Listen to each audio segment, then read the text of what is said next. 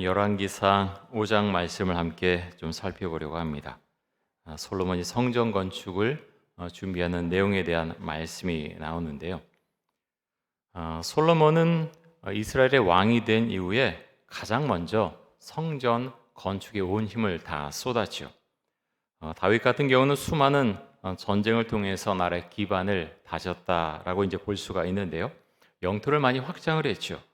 솔로몬은 하나님의 이름을 높여드릴 성전을 건축하는 사역을 가장 먼저 생각했고요. 그것에 모든 힘을 다 쏟았습니다. 지난주 수요일에 우리가 살펴보았던 열왕기상 4장 말씀 가운데 보면 처음 부분에 솔로몬 신하들의 이름이 계속해서 나오는데요. 가장 먼저 어떤 직함이 나오느냐 하면 뭐였죠? 제사장이죠. 제사장. 솔로몬 시대는 제사장이었지만 다윗 시대는 좀 다릅니다. 다윗 시대 가장 먼저 나오는 직함은 뭐라 그랬죠? 군대 장관. 전쟁 중이었기 때문이죠. 가장 중요했습니다. 군대 장관의 힘이 막강했고 그만큼 역할이 중요했기 때문에 군대 장관의 이름이 가장 앞에 나왔지만 솔로몬 시대는 태평한 시대였고요. 물론 그때도 전쟁이 있었지만 다윗 시대에 비하면 훨씬 더 태평한 시대였고 평화의 시대였죠. 그래서 제일 먼저 제사장의 이름이 등장을 합니다. 다윗은 성전 건축을 하고 싶었지만 할 수 없었죠. 왜냐하면 하나님께서 막으셨기 때문입니다. 왜 막으셨지요? 그러니까 전쟁터에서 피를 너무 많이 흘렸다. 그래서 너는 건축하지 말고 너의 아들이 건축하도록 해라 라고 이제 말씀을 하셨죠. 그런데 여러분, 우리 한 가지 좀 생각해 봐야 될 것은요. 하나님이 먼저 다윗 너 성전 건축해라 라고 말씀을 하셨나요? 그런가요? 아니죠. 그렇지 않죠. 모세 같은 경우는 모세에게 이제 내가 성막을 건축해라 하면서 출애굽기에 보면은 설계도면도 다 주시고요. 이렇게 성막을 건축해라 하고 말씀하셔서 모세가 이제 성막을 물론 이동형이지만 성막을 이제 만들게 되는데 다윗 같은 경우는 다르죠. 다윗은 자신의 궁궐을 먼저 건축했는데 하나님께서 거하시는 그 성막을 보니까 너무 초라한 거예요. 나는 이렇게 좋은 곳에 사는데 하나님은 왜 저곳에 그렇게 둬야 되냐? 하나님을 위해서 성전을 건축해야 되겠다라고 이제 생각을 한 거죠. 하나님께서 그 마음을 아주 예쁘게 보신 거죠. 그런데 하나님께서 다윗에게 너는 하지 말아라. 너는 하지 말아라. 이렇게 말씀을 하시죠. 그래서 솔로몬이 나중에 성전을 건축하게 되는데요. 다윗의 위대함이 바로 여기 있습니다. 다윗은요, 하나님께서 내가 정말 성전을 건축하려고 했는데 하지 말라고 하셨어. 내 아들이 알아서 할 거야. 그러고 뒷짐지고 있던 게 아니라는 거죠. 다윗은요, 내가 성전을 건축하지 못하지만 그 재료 내가 다 준비해야 되겠다라고 생각하면서 많은 성전 재료들을 다 준비해 놓습니다. 그리고 뿐만 아니라 성경에 보면요, 성전을 운영하는 방식, 조직 다 세워 놓습니다. 제사장 봉사 어떤 순번을 할 것인지, 찬양대는 어떻게 조직하고 어떻게 찬양할 것인지 그런 것들을 다 준비해 놓죠. 그거 보면 다윗이 하나님 위해서 성전을 건축하겠습니다 하는 그 고백이 그냥 가볍게 한 고백이 아니라는 것을 알 수가 있고요. 다윗이 하나님을 얼마나 사랑했는가 하는 것을 그 모습을 통해서 알 수가 있습니다. 여러분, 우리나라에 참 좋은 교회들이 많습니다. 물론 성전 이제 교회를 건축한 데 대해서 비판의 시각도 있지만 참 교회를 이렇게 아름답게 건축해 놓은 것은요 참 감사한 일입니다. 그렇게 한 배경에는 솔로몬처럼 가장 먼저 내가 하나님의 교회를 위해서 그 교회를 건축하는데 내가 일조해야 되겠다 하는 믿음의 사람들이 참 많이 있었기 때문이죠. 1970년대, 1980년대, 90년대 물론 그 이후도 많은 교회들이 지어졌지만 그때는 참 어려웠거든요. 내 집 사는 것, 내가 좀 괜찮은 집에 자녀들과 함께 사는 것 쉽지 않았습니다. 그런데요, 성도들은요, 교회를 생각하고 기도하고 또 새벽부터 그렇게 와서 주 앞에 엎드리고 어떻게든 우리 교회 그렇게 건축해야 되겠다 생각하고 서로가 봉사하고 희생하고 정말 가족들과 함께 맛있는 식사 그것 좀 절약하고 하나님 앞에 헌금을 드렸다는 거예요. 그래서 정말 귀한 교회들이 많이 세워질 수 있었습니다. 그 모습이 얼마나 귀한 모습인지 모릅니다. 이스라엘 백성들 같은 경우 바벨론 포로 생활을 하게 되죠. 그 다음에 하나님께서 너희가 돌아와서 너희 집을 짓기 전에 먼저 성전을 건축해라 라고 말씀을 하시죠. 백성들이 어떻게 하나요? 하나님, 먹고 살기 힘들어요. 우리 가족 살 집 없어요. 좀 나중에요. 계속 미루게 됩니다. 그러자 하나님께서 학개나 스가랴 같은 선지자를 통해서 백성들을 책망하시죠. 너희가 판벽한 집에 살면서 하나님의 전은 성전은 짓지 않느냐. 좀 이상하지 않으세요? 처음에 모세에게는 이제 성막을 만들라고 하셨지만 다윗에게 성전을 건축하라고 하신 것은 아니거든요. 그런데요, 그것을 다 멸망시키시고 바벨론에서 돌아왔을 때에는 너희가 성전을 건축해라라고 말씀하십니다. 그럼 그 이유가 무엇입니까? 하나님은요, 마음을 보고 싶으신 거예요. 그들의 마음이 어디로 가 있나? 정말 나를 믿나? 하나님이 성전을 지으면요, 그 안에 갇혀 지내는 분이 결코 아니시죠. 그래서요, 솔로몬 성전을 지었어도 하나님 그 안에 갇혀 계시지 않으십니다. 그 안에서 예배드리는 사람들이 부패하고 그리고 사회에서 정의를 잃어버렸을 때 내가 성전을 다 멸해버릴 것이다. 이방인들이 와서 다 쓸어버릴 것이다. 말씀하십니다. 그 안에 얼마나 귀한 것이 많습니까? 금도 있고요. 온갖 것들이 다 그 성전 안에 귀한 것들이 있지만 하나님은요, 그 돈을, 그 금을 원하신 분이 아니라는 거죠. 그래서요, 예수님께서 이 땅에 오셨고 예수님께서 예루살렘에 있는 그 성전을 바라보면서 뭐라고 말씀하십니까? 돌 위에 돌 하나도 남지 않을 것이다. 그래서요, 우리가 교회가 세워져 있고 우리가 신앙생활하지만 정말 그것을 세운 분들의 믿음, 헌신 너무나 귀한 것이만요, 그 자체가 하나님은 결코 아니라고 하는 것입니다. 그 안에 있는 사람들의 믿음이 흔들리고 사람들이 타락해 갈 때 그 교회는요, 여지없이 무너져 버릴 것입니다. 왜냐하면 하나님은 그런 속에 어떤 사람들이 참 멋있다, 우리 교회 정말 이렇게 아름답고 편리하게 건축된 이런 건물이 어디 있는가 생각할지 모르지만 하나님은 그런 것에 끌려다니는 분이 결코 아니라고 하는 것입니다. 그래서 여러분, 우리는 교회를 생각할 때 하나님께서 교회를 참 귀하게 여기시지만 교회 중심은 바로 나다. 예배드리는 바로 우리다. 우리의 마음이 주 앞에 온전해야 된다 하는 것을 우리가 먼저 믿음으로 고백할 수 있기를 원합니다. 참 귀한 것은요, 하나님은 정말 주를 믿고 신뢰하는 그 사람, 먼저 주 앞에 나왔을 때 그 사람의 인생, 그 가정을 책임져 주신다고 하는 것입니다. 자, 우리가 잘 아는 말씀 마태복음 6장 33절 말씀 한번 보겠습니다. 예수님께서 하신 말씀인데요, 33절 우리 같이 한번 읽습니다. 그런즉 너희는 먼저 그의 나라와 그의 의를 구하라. 그리하면 이 모든 것을 너에게 더하시리라. 아멘. 여러분, 이 말씀 믿으세요? 참 이 말씀 믿는 것이요, 어떤 합리적인 생각, 이성적인 생각, 상식적인 생각으로는 사실 잘 안 믿어집니다. 내 집을 먼저 마련해야지. 내 믿지 않는 다른 친구들 보니까 돈을 절약하고 뭐하고 뭐 재테크하고 뭐 해서 정말 집을 좋게 마련했는데 나 헌금하느라고 내가 이렇게 집을 마련하지 못한 건 아닌가? 내가 11조 안 할 걸 했나? 잘못하면요, 시험에 들 수 있다는 거예요. 그런데요, 이 말씀을 정말 믿고 그렇게 나아갔을 때 하나님께서 내 마음의 염려와 걱정과 미래를 하나님께서 다 염려 걱정 없애주시고 미래를 인도해 주신다라는 것, 그것이 우리에게 얼마나 귀한 고백인지 모릅니다.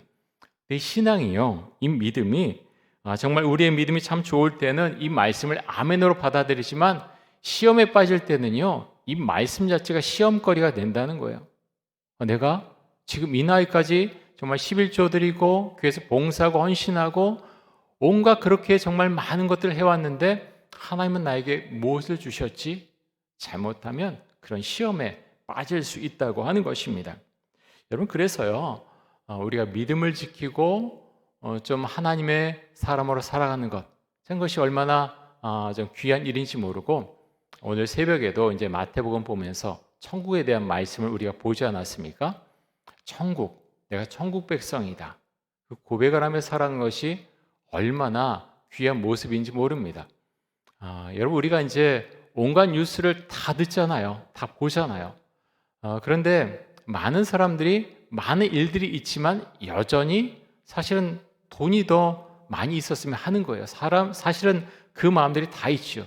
그런데 돈을 많이 가졌어도 삶이 무너지는 사람들 너무나 많습니다.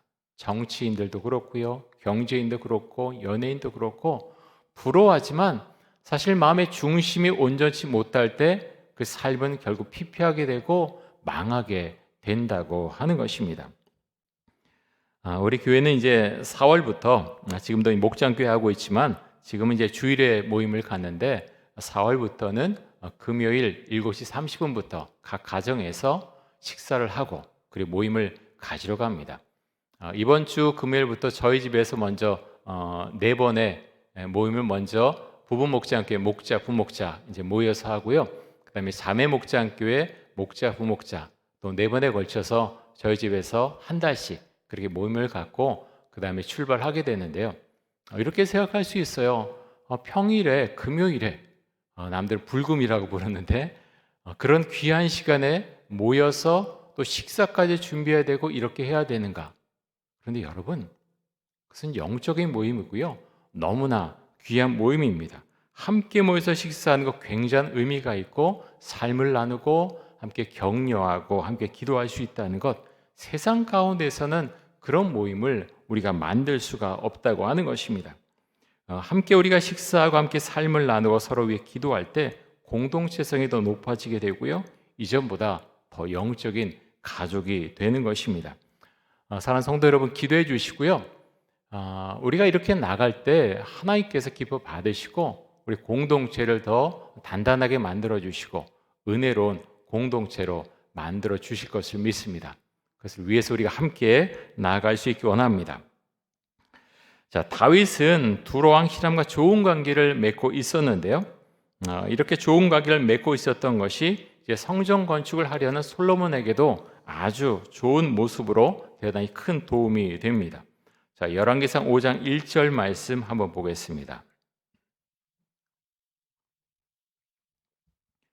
솔로몬이 기름 부음을 받고 그의 아버지를 이어 왕이 되었다 함을 두로왕 히람이 듣고 그의 신하들을 솔로몬에게 보냈으니 이는 히람이 평생에 다윗을 사랑하였음이라.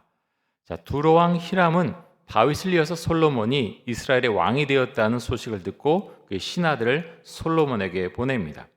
보니까 또 히람이 평생에 다윗을 사랑했다.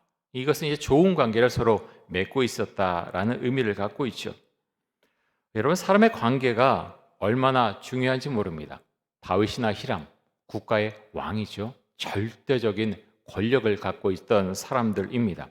이 왕의 결정 하나가 얼마나 큰 영향을 나라 전체에 미칩니까?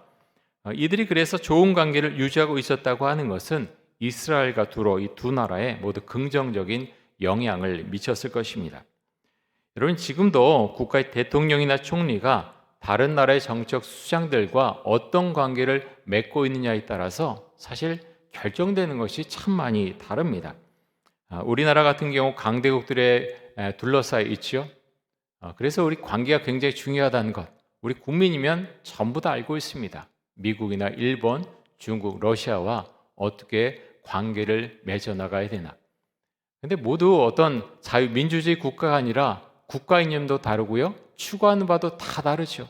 맨날 충돌을 일으키고요. 갈등이 일어날 수밖에 없습니다.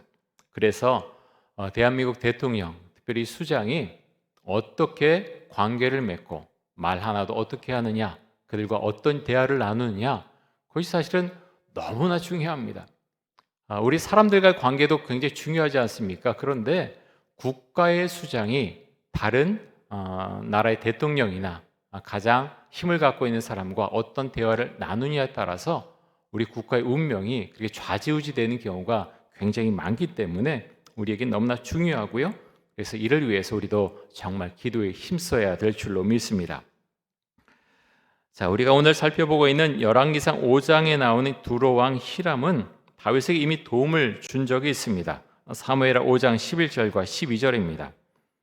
두로왕 히람이 다윗에게 사절들과 백향목과 목수와 석수를 보내매 그들이 다윗을 위하여 집을 지으니 다윗이 여호와께서 자기를 세우사 이스라엘 왕으로 삼으신 것과 그의 백성 이스라엘을 위하여 그 나라를 높이신 것을 알았더라.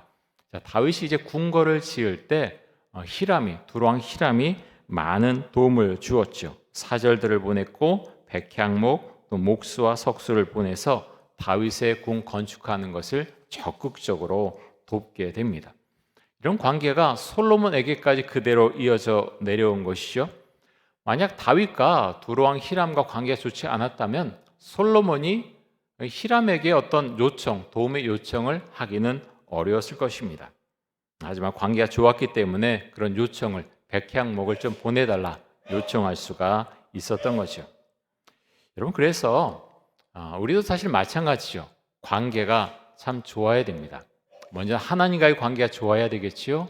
하나님과 내가 어떤 관계를 맺고 있는가, 또 주변 사람들과 어떤 관계를 맺고 있는가, 교회 안에서 또 하나님을 믿지 않지만 믿지 않는 사람들과의 관계도 중요하죠. 저 사람 하나님 믿지 않는 사람이야, 관계 단절.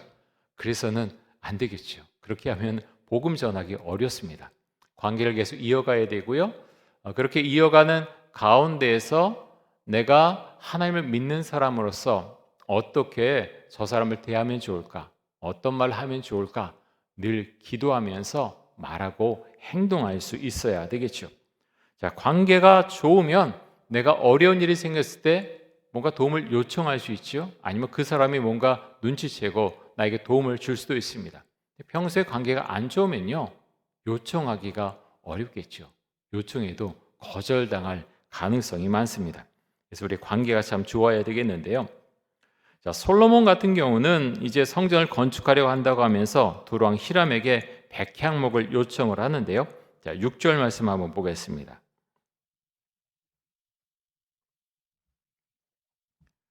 당신은 명령을 내려 나를 위하여 레바논에서 백향목을 베어내게 하소서.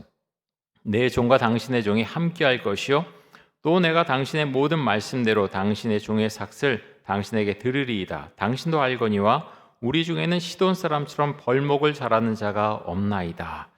짧은 글인데요, 사실 많은 것이 이 안에 담겨져 있습니다. 왕의 말이고 아주 귀한 어떤 정말 뭐라 그럴까, 정말 중요한 내용을 이 안에 담고 있는데요. 백향목을 베어내서 도와달라고 하면서 뭐라고 합니까? 내 종과 당신의 종이, 솔로몬의 종들과 또 두로왕 히람 당신의 종들이 함께 할 것이고 내가 당신의 모든 말씀대로 당신의 종의 삭슬, 그러니까 히람 왕의 그 사람들이 우리를 위해서 일한다면 그 삭슬 내가 대신 되겠습니다. 지금 이렇게 말하는 거죠. 그러면서 시돈 사람 벌목을 참 잘합니다. 그렇게 칭찬을 합니다. 그런데요, 나중 보면 히람은요, 생각이 좀 다릅니다. 그것을 바꿔 나가는데요. 말씀을 계속 보면서 한번 보겠습니다. 7절에 보면 이렇게 말씀합니다. 히람이 솔로몬의 말을 듣고 크게 기뻐하여 이르되 오늘 여호와를 찬양할지로다. 그가 다윗에게 지혜로운 아들을 주사 그 많은 백성을 다스리게 하셨도다. 자, 솔로몬의 말을 듣고 히람이 크게 기뻐했다. 굉장히 중요하죠.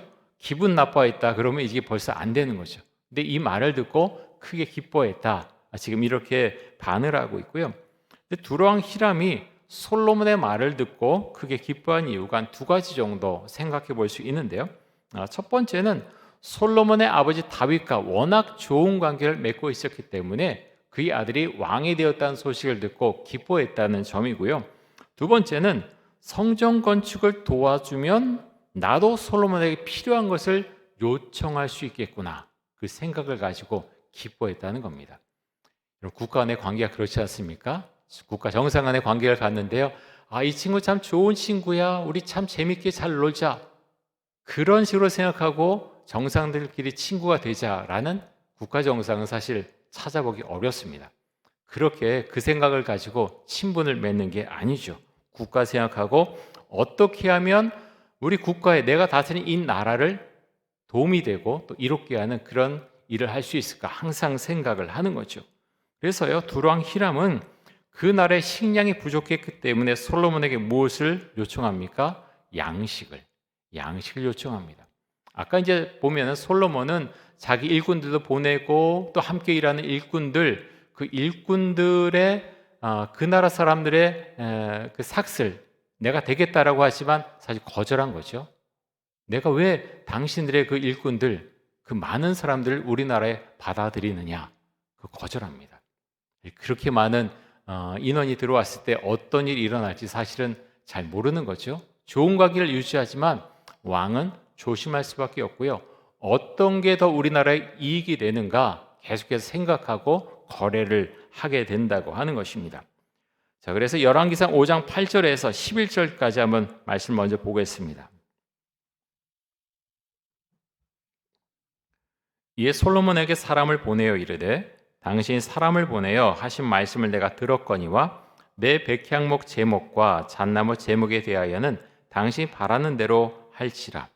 내 종이 레바논에서 바다로 운반하겠고 내가 그것을 바다에서 뗏목으로 엮어 당신이 지정하는 곳으로 보내고 거기서 그것을 풀리니 당신은 받으시고 내 원을 이루어 나의 궁정을 위하여 음식물을 주소서 하고 솔로몬의 모든 원대로 백향목 제목과 잣나무 제목을 주매 솔로몬이 히람에게 그의 궁정의 음식물로 밀 2만 고루와 맑은 기름 20고루를 주고 해마다 그와 같이 주었더라. 자, 솔로몬이 원래 히람에게 요청한 것은 뭡니까? 백향목 그 제목이죠. 그 하나였습니다. 근데요, 지금 히람의 말을 들으면 하나가 늘었지요? 뭐가 늘었습니까? 잣나무 제목. 거절할 건 거절했지만 말 안 해도 내가 줄 거는 준다. 그러면서 지금 서로 거래를 하고 있는 거죠. 백향목 제목과 잣나무 제목에 대해서 내가 당신에게 보내겠다라고 이제 히람이 지금 말을 하는 것이고요. 그런데 지금 이제 어떻게 이것들을 레바논에서 이스라엘로 운반을 합니까? 바다로. 육지로 만약 옮겼다면 지금 같은 어떤 뭐 큰 트럭도 없고 얼마나 옮기기가 어려웠겠습니까? 가지고 갈 방법이 참 묘연하거든요. 그런데 바다로 보냈는데 뗏목을 이뤄서 그것을 바다로 보내서 아마 요바로 들어오지 않았을까 그렇게 생각이 됐는데요. 그렇게 지금 그런 계획을 세우고 그것을 추진하게 되었다고 하는 것입니다. 그러면서 이제 히람은 식량을 달라고 하죠. 도로에는 곡식 생산량이 너무나 부족했기 때문에 밀과 맑은 기름은요 올리브 기름을 말합니다. 밀과 올리브 기름을 달라고 이제 요청을 합니다. 그래서 서로 이제 이렇게 거래를 하게 되는데 그런데 여러분 여기 보면 이제 밀과 이제 맑은 기름 올리브 기름을 보내게 되는데 밀 2만 고루 그리고 맑은 기름 20고루를 해마다 보냈다 그랬습니다. 밀 2만 고루는요 700만에서 800만 리터 뭐 상상이 잘 안 돼요. 뭐 엄청난 양이고요. 맑은 기름 그러니까 올리브 기름은 약 8,000리터 정도 되는 양인데요. 아주 좋은 그런 초벌로 한 것을 보내지 않았을까 생각이 됩니다. 그런데 이런 엄청난 양의 밀과 올리브 기름을 두루왕 히람에게 보냈는데 해마다 보냈다. 얼마 동안이나 보냈을까요? 그것에 대해 정확히 나와 있지는 않지만 성전을 건축하는데 약 7년이 걸렸고요. 그 다음에 솔로몬의 궁을 건축하는데 약 13년 정도가 걸렸죠. 도합 20년입니다. 그것만 해도 20년 동안 계속해서 거래를 했을 것으로 생각이 되고 그럼 해마다 약 20년 동안은 계속해서 이 막대한 양의 밀과 기름을 보냈다고 하는 것입니다. 근데 여러분 왕과 왕의 거래죠. 계약을 체결하고 그렇게 하지만 실제적으로 그 일을 하는 사람은 누굽니까? 백성들이 일하죠. 백성들이 엄청나게 힘을 써서 곡식을 가꾸고 그랬는데 그것이 솔로몬의 왕궁에 되는 것도 사실 양이 엄청났는데 지금 거기에서 그친 게 아니라 두로에까지 20년 동안 그것을 계속해서 바쳤다고 하는 거죠. 그러니까 이것이 나중에는 사실은 이런 것들이 모여져서 탈이 나는 겁니다. 솔로몬에게 하나님께 은혜를 주셨지만 이것들을 한편으로는 계약이 잘 된 것도 있지만 백성들의 입장에서는 굉장히 고된 노역이었다고 하는 것이요. 이스라엘에서 생산된 밀 그리고 올리브 기름, 그래서 엄청난 양을 20년 동안 계속해서 두로에 보내야 했기 때문에 굉장한 노동에 시달렸다고 하는 것입니다.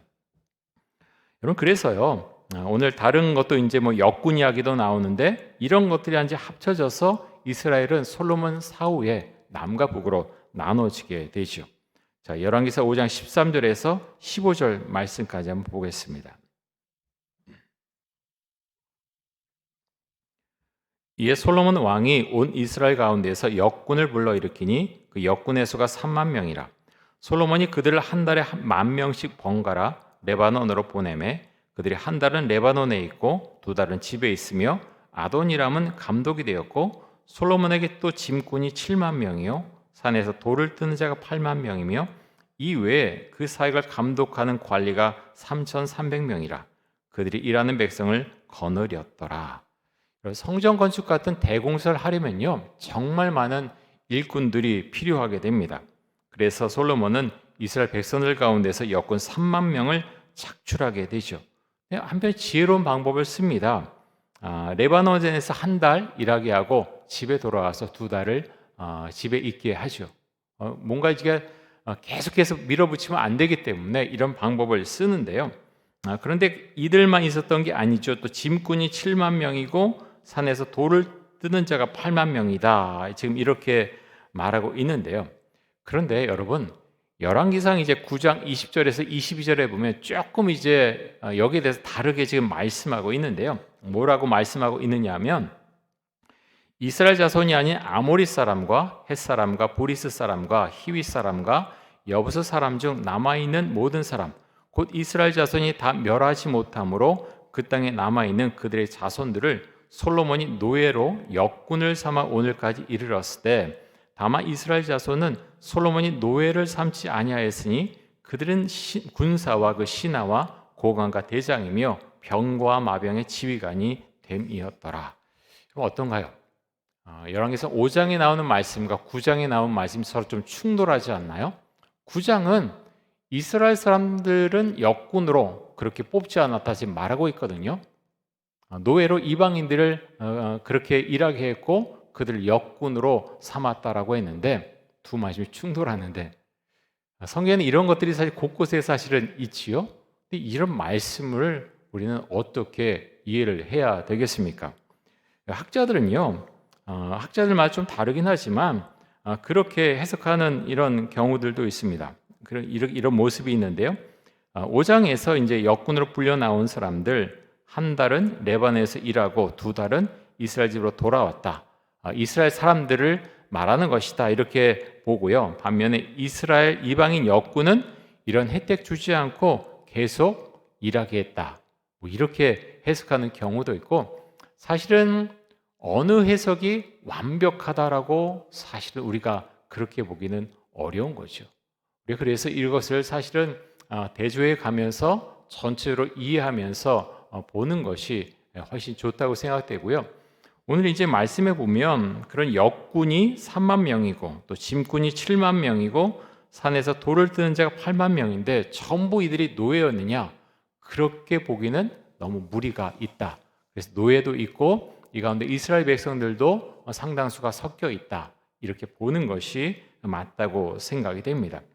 그러다 보니까 이렇게 이스라엘 사람들이 오랜 기간 동안 노역도 하고 또 곡식도 많은 것을 바쳐야 되니까 사실은 나라가 부강했지만 이들의 삶이 결코 쉽지 않았다는 겁니다. 불만이 막 쌓였고요. 그래서 솔로몬이 죽고 난 다음에 사람들이 그 솔로몬의 아들 르호보암을 찾아오지 않습니까? 우리를 당신의 아버지처럼 억압하지 말라고 그렇게 부탁을 하죠. 근데 르호보암이 거절하지 않습니까? 그렇게 됐을 때 나라가 갈라지게 되는 거죠. 보면서 그런 생각합니다. 하나님께서 솔로몬에게 지혜를 주셨는데요. 그 지혜가 한편으로 우둔하게 나타난 모습이 있거든요. 왜 그럴까요? 왜 그럴까요? 솔로몬이 처음에는 하나님 앞에서 겸손했어요. 겸비했어요. 그랬기 때문에 하나님께서 지혜와 또 여러 가지 부와 영광까지도 주신 거죠. 그래서 많은 것들을 얻었는데 솔로몬의 마음이 달라지지 않습니까? 그래서요, 하나님을 한때는 떠나게 되는 거죠. 이방 여인들과 정략 결혼을 하게 되면서 우상을 섬기게 되고, 그렇게 되니까 하나님 앞에 이전에 가졌던 마음, 그 마음이 다 없어져 버리게 됩니다. 우리 전도서를 이제 솔로몬이 말년에 썼다, 노년에 썼다 그렇게 보면 그가 회개하고 돌아왔다 그렇게 볼 수가 있는데, 어찌됐든 한순간은 솔로몬이 마음이 흔들리고요, 하나님 앞에 온전한 모습으로 살아오지 못했음을 우리는 알 수가 있습니다. 그래서 하나님 앞에서 우리의 모습이 어떤가, 그것이 우리에겐 정말 중요한데요. 누가복음 18장에 보면 우리가 잘 아는 세리와 바리새인의 기도, 그 이야기 우리가 잘 알고 있지 않습니까? 바리새인은요, 스스로 생각할 때 나는 참 의롭다라고 생각합니다. 여러분, 바리새인이라고 우리가 어떤 꼭 이상한 눈으로 이렇게 보는데, 바리새인들 원래 그런 사람들 아니었습니다. 정말 하나님을 위해서라면 내 목숨 내놓겠습니다, 나는 하나님의 말씀대로 살겠습니다 한 사람들이 바리새인들이에요. 그들은요, 물질에 대한 욕심도 없었고요, 하나님 앞에서 정말 신앙 가운데서 내 목숨 바치겠습니다 이렇게 나온 사람들이 바리새인들이었습니다. 그런데 그들이 권력을 잡고 돈이 생기자 달라져 버리죠. 사람은 그렇습니다. 바리새인들 처음부터 예수님의 비판을 받는 그런 일을 하는 사람들이 결코 아니었습니다. 하나님 앞에서 정결한 사람들이었는데 변질되어 간 것이요. 바리새인이 그렇게 말하죠. 난 일주일에 2번 금식하고 또 소득의 11조로 드리고 다른 사람들과 같이 않음을 정말 감사합니다. 교만한 거죠. 겸손한 모습이 하나도 보이지 않습니다. 그런데 세리는 정말 죄를 많이 지었죠. 그래서 그런지 하나님 앞에서 머리도 들지 못합니다. 가슴을 치면서 나를 불쌍히 여겨달라고 합니다. 여러분, 이게 뭡니까? 어떤 모습입니까? 회개기도했다는 거예요. 하나님, 저는 그대로 살겠습니다, 그래도 제 기도 들어주세요, 이렇게 기도한 게 아니라는 거죠. 회개기도했다는 거예요. 가슴을 치면서 정말 내가 이런 죄를 지으면서 살아온 거, 주님, 제가 통탄하고 하나님 정말 머리를 못 들겠습니다, 얼굴을 못 들겠습니다, 그렇게 울면서 회개기도하고 이제 돌이키겠다라고 하면서 기도를 드렸다는 거예요. 그렇게 했을 때 하나님께서 세례 기도는 들으시고 바리새인의 기도는 듣지 않으셨다라는 것이 예수님의 말씀입니다. 여러분, 이것은요, 우리가 참 많은 것을 시사해 줍니다. 솔로몬, 물론 하나님의 성전을 건축하는 거 귀한 일이죠. 하지만 처음에도 말씀드렸지만 성전 자체를 가지고 그것이 무슨 금이 얼마가 들어가 사람들은 막 값을 따지는데요, 그것 때문에 하나님께서 기뻐하신 것이 결코 아니라고 하는 것입니다. 솔로몬의 마음, 다윗의 마음, 하나님을 향한 사람들의 마음, 그 마음 때문에 하나님께서 기뻐하셨다는 겁니다. 그것이 7년이 걸려서 백향목을 들여오고 잣나무 제목을 들여오고 뭐가 덧붙여 있고 그래서 하나님께서 기뻐하신 것이 아니라는 거죠. 사람들의 마음이 바뀌고 그랬을 때 그 성전을 바벨론 사람들을 들어오게 해서 다 무너뜨려 버리지 않습니까? 산산조각을 내버리십니다. 그래서요, 우리는 성전이, 교회도, 지금 교회도 마찬가지로 귀한 것이지만 이 교회가 하나님은 아니라는 거예요. 언제든지 교회는 문 닫을 수 있어요. 그래서요, 우리는 기도해야 되고 우리의 신앙, 공동체 신앙이 정말 바르고 온전한가, 하나님 앞에서 정결한가, 그것이 아니면요, 교회는요 다 필요 없는 공간이에요. 그냥 건물이에요. 여러분, 유럽이 지금 얼마 있지 않으면 이슬람권으로 완전히 넘어갈 것으로 다들 학자들은 보고 있어요. 왜 그렇습니까? 유럽 사람들 교회 오지 않아요. 교회 학교는 더 완전히 다 없습니다. 1% 되는 그런 나라들 거의 없어요. 근데 이슬람 사람들 엄청나게 아이들 낳지 않습니까? 계속해서 퍼져나가요. 퍼져나갑니다. 그러면서 교회들을 돈 주고 사지요. 십자가 내리고 초승달 겁니다. 그러면 그것이 이슬람 성전이 됩니다. 그렇게 계속 변해가고 있습니다. 참 무서워요. 우리나라에도 점점 이제 이슬람 사원들이 늘어가고 있지 않습니까? 그것 때문에 곳곳에서 충돌이 일어나는데 평화적으로 다 종교의 자유다. 그런데 참 우스운 것은요, 이슬람 국가들은 종교의 자유 결코 허용하지 않습니다. 불공평하거든요. 참 이것이 쉬운 문제가 아니에요. 그들 핍박하고 다 물리치면 안 되는데 이슬람권 가서 복음 전하기 정말 어렵거든요. 우리나라에 그 많은 이슬람 사람들 들어와 있는데 선교해야 되겠죠? 근데 조심해야 됩니다. 이 사람들 거짓말 밥 먹듯이 합니다. 특별히 여자들하고 많이 이제 결혼하죠. 참 이것이 참 이제 이슬람법이 참 우리하고 너무나 다르기 때문에 사람들이 많이 오해하고 그러는데 혹해서 넘어가는데 이슬람 남자들이 우리나라 여자들과 결혼할 때 거짓말 너무 많이 합니다. 이미 결혼을 했음에도 불구하고 나는 총각이야라고 말하는 경우 너무너무 많죠. 그러면 양심에 거리끼느냐? 전혀 거리끼하지 않습니다. 왜 그렇습니까? 이슬람법 자체가 그렇습니다. 그렇게 다른 교도, 기독교인, 유대인들과 이제 주로 결혼할 수 있는데요. 거짓말해도 죄가 되지 않는다. 그리고 코란에서 말하고 있어요. 그래서요, 전혀 양심의 가치에 받지 않습니다. 주변에 이슬람 남자들하고 혹시 사귀어서 결혼한다 그러면 좀 뜯어 말리시면 좋겠어요. 그것이 쉽지 않습니다. 그래서 기독교인들이 그 여자들을 대하는 방법과 이슬람 교도들이 여자를 대하는 방법, 아내를 대하는 그런 모습 너무나 다릅니다. 오늘 말씀 통해서 우리가 정말 기억하길 원하는 것은 관계, 또 하나님 앞에서 우리의 마음과 태도가 어떤가 하는 것, 우리가 그것을 생각하고 또 기도하며 주겠습니다. 하나님과의 관계가 제일 중요하죠. 그 다음에 중요한 것이 사람들과의 관계입니다. 어떤 성전, 교회 너무나 중요한데요. 계속해서 말씀드리지만 그 교회가 성전이 하나님 자체는 아니라고 하는 것입니다. 하나님은 사실 돈도 필요 없고 교회도 사실은 필요가 없습니다. 교회가 있는 것은, 성전이 있는 것은요, 사실은 사람들을 위해서 사실은 있는 것이죠. 모여서 함께 예배드리고 하나님의 이름을 높여드리고, 물론 그것을 통해서 하나님이 영광 받으시고 하나님이 기뻐하시죠.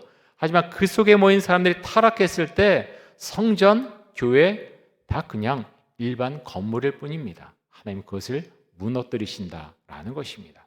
우리 그것을 기억하고 하나님과의 관계, 정말 주님 은혜 가운데서 그 관계를 지켜나가겠습니다. 또 사람들과의 관계, 믿지 않는 사람들과의 관계도 지켜나가면서 그들에게 복음을 전하겠습니다. 우리가 그 마음을 가지고 우리가 이 세상을 살아갈 수 있길 원합니다. 여러분 힘내시고요. 은혜 가운데 우리의 믿음이 온전할 때 하나님께서 우리에게 힘 주시고 우리의 삶 가운데, 우리 공동체 가운데 그 은혜와 또 밝은 미래를 내려주실 줄 믿습니다. 우리 함께 기도하겠습니다. 이 시간 기도할 때 하나님과의 온전한 관계를 맺을 수 있도록 하여 주옵소서. 또 다른 사람들과의 관계도 잘 맺게 해주시고 특별히 믿지 않는 사람들 관계도 잘 맺어서 그들에게 복음을 전하게 하여 주옵소서. 하나님 앞에서 항상 겸손한 태도, 그 자세를 유지할 수 있도록 하여 주옵소서. 우리 함께 기도하겠습니다. 하나님 감사합니다. 하나님 열왕기상 5장 말씀을 우리가 함께 살펴보았습니다. 하나님, 우리의 마음 가운데 하나님을 향해서 우리는 어떤 마음을 갖고 있고 어떤 관계를 맺고 있습니까? 솔로몬이 정말 많은 제물을 드려서 성전을 건축하는데 하나님께서 그것을 기뻐 받으신 것을 우리가 보게 됩니다. 하지만 솔로몬의 마음이 타락하고 또 사람들의 마음이 타락했을 때 그 성전은 한낱 건물일 뿐임을 우리는 성경을 통해서 분명히 알고 있습니다. 하나님 아버지요, 우리의 마음이 주 앞에서 온전할 수 있기 원합니다. 78년의 역사를 가진 우리 이천원교회 너무나 귀한 교회입니다. 하나님 것을 알고 있지만 하나님, 우리가 건물 자체를 하나님을 알고 그렇게 잘못 나아가지 않기를 간절히 원합니다. 하나님께서 보시는 것은 우리의 건물이 아니고 우리의 역사가 아니고 바로 우리 자신들임을 우리가 바로 직시할 수 있기를 간절히 원합니다. 우리 심령이 하나님 앞에서 온전하며 우리 공동체가 하나님 앞에서 정결하며 정말 주께서 기뻐하시는 초대 공동체의 모습을 우리도 가질 수 있기를 간절히 원합니다. 우리 힘 주시고 하나님, 우리 공동체 안에서 아파하고 힘들어하는 영혼들 특별히 주님 위로해 주시고 격려해 주시고 공동체를 통해서 삶을 함께 나누고 그들 위로하며 또 함께 기도할 수 있기를 간절히 원합니다. 우리가 천국 백성임을 늘 기억하고 그 확신을 가지고 우리의 믿음 가운데 살아가기를 간절히 원하오니 우리의 마음이, 우리의 삶이 주 앞에서 거룩할 수 있도록 해주시고 하나님, 그로 인해서 우리의 삶이 정말로 기쁘고 행복할 수 있기를 간절히 원합니다. 우리 믿음을 주시고 아버지, 우리의 공동체를 통해서 하나님께서 영광 받아주시고 우리 예배드릴 때마다 하나님의 이름이 높여지며 우리 삶의 모습을 통해서 하나님의 이름이 높임을 받을 수 있기를 간절히 원합니다. 하나님, 이 전동교회를 통해서 하나님의 이름이 높임을 받게 해주시고 하나님, 우리를 통해서 하나님을 믿고 예수님을 구원자로 고백하는 사람들이 하나님 늘어갈 수 있도록 주 우리의 크신 은총과 사랑을 베풀어 주시고 복음을 전할 수 있는 믿음과 용기도 우리에게 허락하여 주옵소서. 하나님, 감사합니다. 이렇게 수요일 저녁에 함께 모여서 주를 찬양하며 또 함께 기도하며 또 말씀을 살펴보게 하시니 감사합니다. 하나님, 우리 성도님들 한 분 한 분들의 그 마음을 주께서 아시리라 믿습니다.